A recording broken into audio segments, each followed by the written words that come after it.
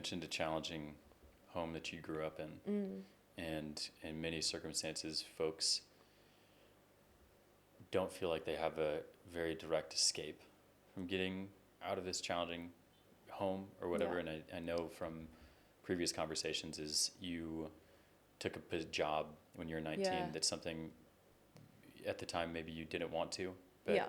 you took it and it was stripping. And you said something that I thought was really interesting, which I really Go for enjoyed it. in a combo, which was that job, although it was something that you didn't want to do, it taught you a tremendous amount about the human psyche. Oh, yeah. And so I'd love to understand kind of what was it like being at that stage, maybe at 19, take me back to that moment when you're like, okay, hey, I've got two options. This is how you perceived it. Yeah. You had two options, and it was to stay in this home where you were taking medication and it was broken, versus I can take this position and I can make some money to get out of it. And so take me back to that moment and what led you to Yeah. decide to go that route. So my two options for me were like stay as I am and where I am and like suffer tremendously psychologically and physically. There was a lot of violence in the home I grew up in, and violence that like it put lives at risk, myself included. So I didn't really have another option, which I am in a sense grateful for. But obviously, like people would argue, like you don't have to strip. I was already doing 4 jobs, and like after high school, I was like, I just got to get out of here, like super fast. So the things that I learned throughout that time were both like, yeah, a tremendous amount about this human psyche, just not only for myself and what you can withhold or uphold for yourself when you know that it's short term. And I think that the brain has a really beautiful way of sending signals out to yourself, like through thoughts and through feelings and behaviors, to indicate like I'm on the threshold. And so often, I liken this to ice baths and stuff now, but back then it was very different. So often you think that you're at your threshold where you've got so much more in the tank, like you can do more and like it's okay. But I learnt a lot about other people as well. Some things that I wish I didn't know, and some things that I will never be able to unknow and unlearn.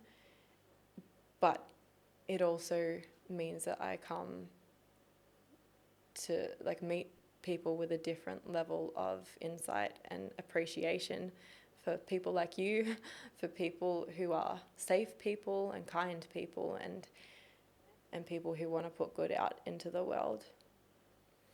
I think it's a really incredible experience to see kind of like the darkness of how folks can be, and like the patterns of like where it is that you can go should you not decide to work on yourself. Yeah. And like kind of seeing it in the most stark examples that are there. And I think that's what really leads to the depth of the coaching that you bring in.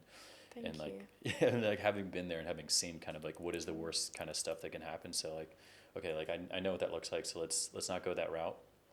And yeah, it's really, really incredible. And I can only imagine the amount that has also helped in terms of like helping other folks. And I think what's also really interesting is like the path that you were taking at that moment. You could have continued on it, and you could have in many senses continued, and you could have made Been millions. very wealthy, yeah. Yeah, you could, it's yeah. I think like, so one of the questions here, because I think a lot of people find themselves in the circumstance, and it's like, what stopped you from continuing? What stopped you from making an OnlyFans and making millions of dollars? I think that I felt a really heavy, just like disconnect from myself. And I had to. At that point in my life, I was quite disconnected already, because you'd probably know, like when you're in fight or flight, you're in survival mode. But I felt an overwhelming inauthenticity that I couldn't, I just wouldn't be able to maintain or keep going with. And it's hard because, like, obviously the money was great, and it was almost like that could have ended up being an addiction, because you hate going up there onto the floor, you hate doing what you're doing, but then at the end of the night when you're counting your cash, you're like, oh yeah, like this is good. I remember after every single shift I would be exhausted, and I think one of my lowest points, I pulled over on the side of a highway, and I didn't even know why. I was so disconnected with my body at that point, but I just started crying, like bawling my eyes out, and I slept in my car on the side of the highway for about 45 minutes. Then I continued to drive home to my other job. And yeah, it was just an overwhelming sense of, I can't do this. This is inauthentic. And look, there were plenty of girls who worked there. They had like families and they loved it. Like that was their outlet, and that was in alignment to them. But for me, my experience of it was awful. Terrible. Yeah, not something you wanted. No. Yeah. And so it was just knowing that, hey, you got the signal. Essentially why you decided not to continue with this is like, this just isn't you. It doesn't feel right. Yeah. Yeah, it's not me. On what you just mentioned, because it's interesting. Like when I think of someone who might be in that industry, like the default is to go like, okay, this person probably had some form of a challenge with their family that might have led them into like this, or like it could be like a dynamic that might have led to it, or like an escape or whatever that is. Yeah. But you mentioned that there were some girls that came from families that were into stripping or whatever, and they found joy in it. Is there can you find authenticity in that industry, in that level of work? Absolutely, you can. It depends on the person. And I think that I did go through phases, probably more of a denial mindset for myself, where I was, a couple of the patterns that I was playing out led me into, thankfully, all of the actual relationships I've been in, I've felt like an absolute princess. But in the casual dating scene, I had gotten myself into very dangerous, traumatic events, which I think in a sense, when I kind of went out onto the floor as Bailey and not Charlie, I was like, I'm putting myself in the power seat now. That thing that happened to me, like, I'm in control and no one is getting anything from me. I'm getting money from them. I'm in control. It was like almost me disguising what I was doing as empowering. And I'm not saying that it's not empowering for some women. It absolutely was. And they had the best time doing it. And they got paid so well for it, which is great for them. But I think that you can find a level of fulfillment to things dependent on your circumstances. But for me, that was a denial thing. That was me being like, this is going to suck. I'm going to hate every second of it. I'm going to dissociate from my body. I'm just going to get into the fantasy thing that these people want to see from me so I can get my money and go home. And so that's what I did. I did find certain, I wouldn't say fulfillment, but I'd say I found comfort in flipping it, so saying like I'm in control here. But had that really traumatic event not happened to me, I don't know if I would have taken that stance. So it's interesting. It's all like an intricate tapestry of like how things came to be. Yeah, it's really interesting because it sounds like there's like a lot of strength that was obtained from this being like, hey, I'm going on stage, like this is my world. Like I get what I'm getting what I want necessarily, and then you recognize that maybe is not necessarily a path to go, but in the same sense, like, did you gain confidence? Like, very superficial confidence, because when I'll tell you for free, when you're walking in like 6-inch heels, you can't not feel like a little bit of a bad bitch. I'm like, yeah, I can walk in these. That's a thing in itself. But the fantasy world of like stripping, as soon as you get out onto the floor, you're no longer, or for me at least, I was like, I'm now a fantasy. I have to play to the character. And because I was already dissociative, like in terms of connection to myself,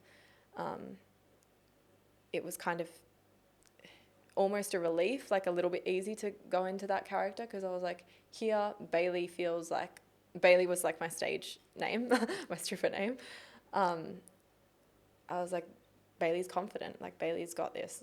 I would almost like say things in my own head to try and get myself out of like my own head and get myself out of like Charlie, who I am, or who I feel like I am. But I remember my first, I don't know if it was my first shift ever. And they really throw you in the deep end. They kind of just like... Is there training? No, They no just say, way. get out there? Wow. The way you get the job was to go in there and they say, okay, wear lingerie before you come in. They tell you, like, you got to wear this. You strip down. They say, yep, good. Do you want to start tonight? And I'm like, yep.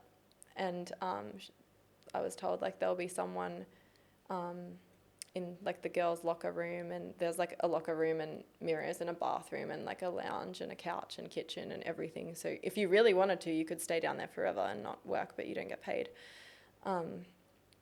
And I met the girl when I came in.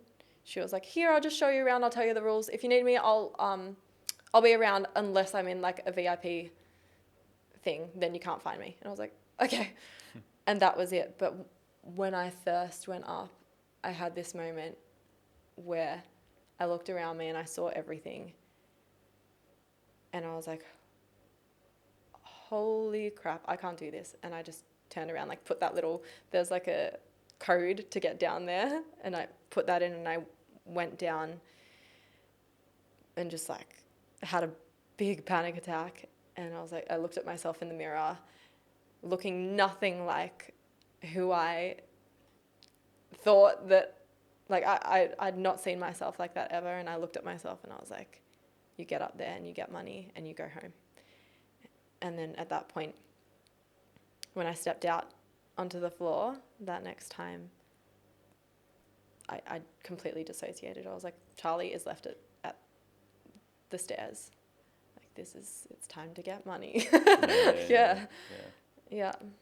It's an incredible way that the brain, you said it earlier, is able to Shut make off. these separations in order to do something. Mm-hmm. And it's like a protective measure in many senses, because you needed to get out of your situation, and this was the path that you saw as the way to go. And I'm just thinking of what it would be like to be up there and, like, totally disassociated and kind of interacting with these characters and everything, and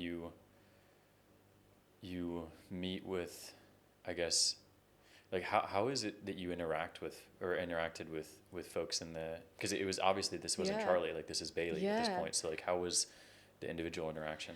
Super interesting, because that's another thing I learned was, like, so many different personalities. Before even doing my psychology degree, I was coming into contacts with all different types of people, like very respectable businessmen. The other thing that I think set me apart from the other girls was I was probably not the best option, but I was quite selective for who I danced for. I could not get past people with rings. If I saw a ring, I'd be like, sorry, nah. You mean wedding rings? Yeah. Wow. If they were married, I couldn't. I just, like, even as, like, the character, I was like, I can't do that. I remember I had an argument with one of those, like, showgirls, which are, like, the respect, like, the it girls of the club. They don't pay to work. You pay, like, a house fee to work normally, and they did all the shows and stuff. And one of the showgirls came up to me and was like, oh, once you finish your table set, that guy over there, I tried to get a dance from him. He doesn't want me. He wants you. And I was like, he's got a ring. I'm not going. And then she was like, Bailey, he's got a ring. He's going to pay. He's married. Married men don't come in here and not pay. And I was like, I don't care. I don't want to dance for him. And then we both had a fight. Not not intense, but she was like, "You're not made for this world." And I was like, "You don't think I know that?" That's when I kind of broke character for a bit, when I was told like, "You're not made for this." I was like, "You're telling me, babe, like I'm not, I don't want to be here." But yeah, the types of dynamics that I found myself in were somewhat more authentic, like leaning more towards authentic than inauthentic. I ended up actually having regular customers who would just pay like the VIP room where we sit and talk, and they'd tell me about like what troubles they had that day. Sometimes they'd be like, "Look, don't even take anything off. I just want to talk to you." So even then, I think I was kind of breadcrumbing myself in the sense that if I want to help people, I'll help people in any capacity I can there, whether it's in a strip club or just out in the real world. But the way I approached people was very different to like the standard model of stripper customer kind of dynamic. Yeah, in many senses, like I see that VIP room as like more authentic and open than a confession booth Yeah. at a Catholic Oh church. yeah. Because Yeah. you might even have So a many. preacher in the VIP room, and like obviously like we drive towards sex and intimacy and like all Yeah. of these things, and so when it's like so clearly like on the nose of like why I'm here or why we're in this circumstance, it's like all barriers drop. We're having a real conversation. Yeah. I'm going to tell you about the challenging dynamic that I have with my kids or my wife. And instead of having this dance, it's like, okay, I'm actually yearning for a connection. I'm not yearning for Yeah. the But dance. then that was hard too, because some regular customers who we did have that kind of thing with, I had a whole fake, you can't tell people real information. I had a healthy family, I had brothers, I had very protective father who was a policeman, and then there's these men who are telling me like everything about their lives, and there's a certain level of like, I think I learned skills for my coaching now in that moment, because there's certain levels that you have to kind of like, there's boundaries, because it can be dangerous as well, really dangerous.